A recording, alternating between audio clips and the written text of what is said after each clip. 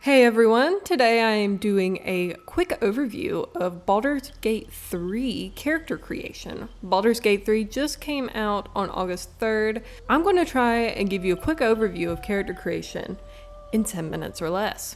So as soon as you get past the first opening intro, you'll be greeted in character creation, where you have a choice of making a custom character, or you can pick one of the origin characters. You can also pick to have a more masculine frame or feminine frame, a taller frame as well in both masculine and feminine frames. Within Baldur's Gate 3, there are 11 races: elf, tiefling, drow, human, githyanki, dwarf, half-elf, halfling, gnome, dragonborn, half-orc. After you pick your race, you might be asked to also pick a sub-race. Not all of the classes have a sub-race in Baldur's Gate 3, most notably human, githyanki, and the half-orc race. All of the other classes apart from those three have sub-races. Elf has 2, drow has 2, tieflings have 3, dwarf have 3, halflings have 2, half-elves have 3, gnomes have 3, dragonborn comes in with a whopping 10 different subclasses they can be. Subclasses add a little bit of flavor to your character in Baldur's Gate 3, giving them different abilities, actions, and even changing up their movement speed in very true honor to D&D. Once you pick your race and potentially sub-race in Baldur's Gate 3, you can then pick your class. Your class is what is primarily going to drive your actions and abilities within the game. There are 12 classes to choose from, very similar to core D&D, and they are Barbarian, Bard, Cleric, Druid, Fighter, Monk, Paladin, Ranger, Rogue, Sorcerer, Warlock, and Wizards. When you are choosing your class, it will show you abilities and class features that you're able to do, along with any spells that might already be associated with your class. You will also have all of your ability scores over on the right hand side, such as Strength, Dex, Constitution, Intelligence, Wisdom, and Charisma. All of those relate to how good your character is at some things, a higher number denoting that they're better at that skill. Each class will also have a little star above it to show which ability score is most relevant to your class. This will also show you what their initiative is by their little hand up, and also how many hit points they have at the beginning of the game. It will also tell you below if your character has any proficiencies. Every class have different proficiencies, such as different weapons they can use, armor they can use, and skills that they have bonuses in already. After picking your class, you might be asked to pick a subclass as well. Not all of the classes have subclasses at the beginning of the game. They might be rewarded later on with a level up. Some of the classes that do have subclasses are Cleric. 7 different subclasses for the Cleric.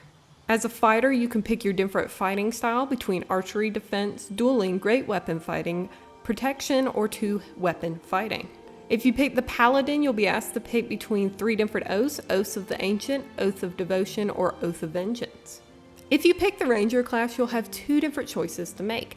Favored Enemy, where you pick which enemy your Ranger is really good at finding, and you'll have a number of different options such as Bounty Hunter, Keeper of the Veil, Mage Breaker, Ranger Knight, or Sacrifice Striker. After that, you'll be tasked with picking what kind of terrain your ranger is best at. You can be a beast tamer, urban tracker, wasteland wanderer, cold, fire, or poison. If you choose to be a sorcerer, you'll be asked to pick a subclass between wild magic, draconic bloodline, or storm sorcery.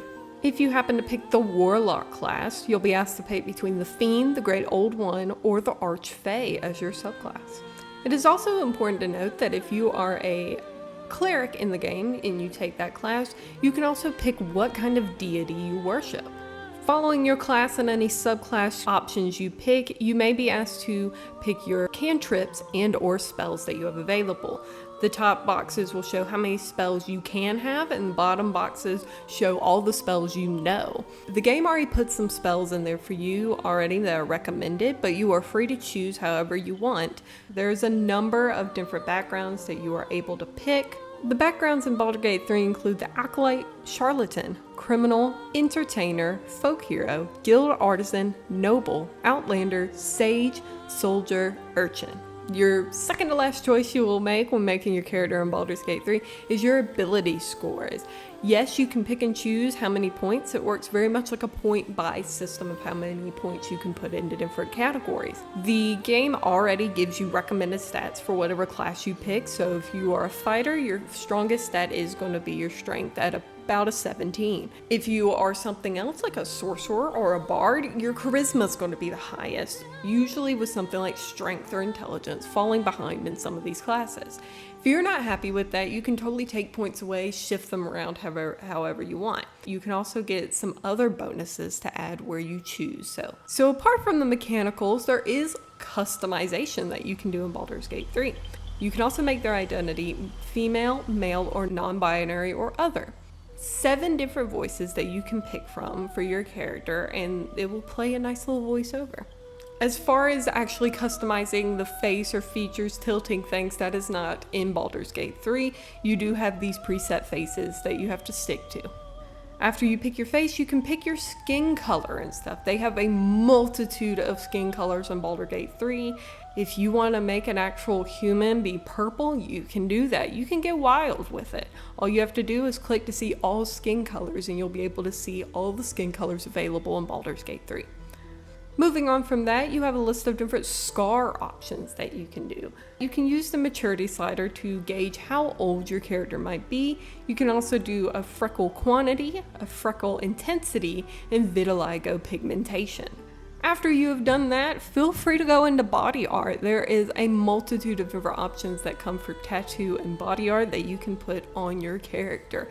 Afterwards, you can also pick piercing styles. There's a number of different piercings that you can have available, all from a septum piercing to multiple ear piercings to some eyebrow piercings. After you pick your body art, you can definitely pick your eye color. You also have the option to toggle heterochromia. Something very interesting about races such as tieflings is they have demonic eye colors, which usually have black around where the white of the eye would be and shine very brightly. You can put makeup on your character. They have a number of different eye makeup styles, and you can change the color of it, the pigmentation. You have a metallic and glossy slider for your eye makeup as well, and you also have a lip tint slider for how pigmented it is, as well as what colors you would like to have. Moving on from the makeup, you have hair. There is a number of hair options. I feel very confident that most people could find a hair option that they quite enjoy. The only thing I will say is that with longer hair options that like touch the shoulders or the back, there is some floatage. Your hair will float a little bit. So if that's a big major problem for you, maybe pick like an updo or a short hairstyle. If it's not a problem for you and you're fine with that, go wild.